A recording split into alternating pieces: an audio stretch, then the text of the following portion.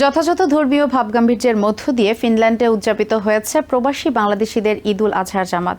রাজধানীর হেলসিঙ্কি ও পার্শ্ববর্তী শহর এসপো ও উত্তরের শহর ওলুসহ দেশটির বিভিন্ন শহরে অনুষ্ঠিত হয়েছে একাধিক ঈদের জামাত।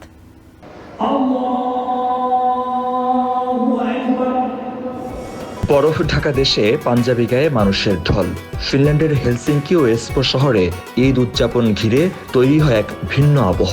ইনডোর স্টেডিয়ামে অনুষ্ঠিত হয় একাধিক ঈদের জামাত, যেখানে অংশ নেন বিপুল সংখ্যক প্রবাসী বাংলাদেশি মুসলিম।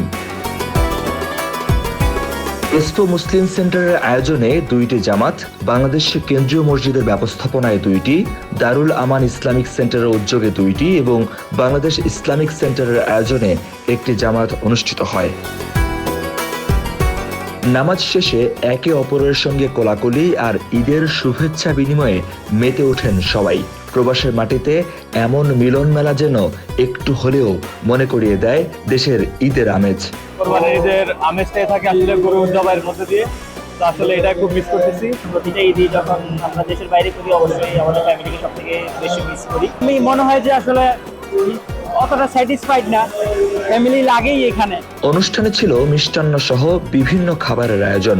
পরিবার পরিজন নিয়ে অংশ নেওয়া প্রবাসীরা ভাগ করে নেন আনন্দের মুহূর্তগুলো। প্রবাসীরা তো আসলে একটু ডিফারেন্ট বাংলাদেশ থেকে। এখানে ফ্যামিলি সব মানুষ থাকে না। অনেক বছর ধরে বিদেশে আছি, আমরা ইউজ টু হয়ে গেছি এবং এখানে যারা আছে আমাদের ভাই ব্রাদার বন্ধু বান্ধব, এদেরকে নিয়ে আসলে জিনিসটা এনজয় করার চেষ্টা করি। গরু কাটার কোনো যে একটা আনন্দ সেটা পাচ্ছি না এখানে, তবু সবার সাথে আলহামদুলিল্লাহ ঈদটা ভালোই কাটছে। শিশুদের জন্য রাখা হয় বিভিন্ন রাইড ও খেলাধুলার ব্যবস্থা, যা ছোটদের ঈদ আনন্দকে করে তোলে আরো রঙিন। রৌদ্রোজ্জ্বল সুন্দর আবহাওয়া পুরো আয়োজনকে করে তোলে আরো প্রাণবন্ত। গত কোরবানির ঈদ আমরা মাঠে করেছিলাম, রোজার ঈদ একই জায়গায় করেছিলাম এবং এখানে আলহামদুলিল্লাহ আমাদের ভলান্টিয়ার ভাইদের সমস্ত প্রশংসা।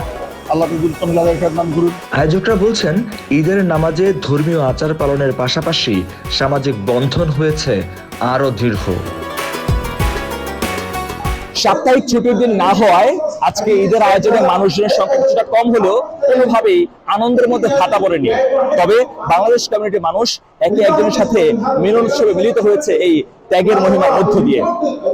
মহিউদ্দিন মধু, TVN 24, ফিনল্যান্ড। নিউ ইয়র্ক থেকে সম্প্রচারিত TVN 24 টেলিভিশন বিশ্বজুড়ে বাঙালির কণ্ঠস্বর।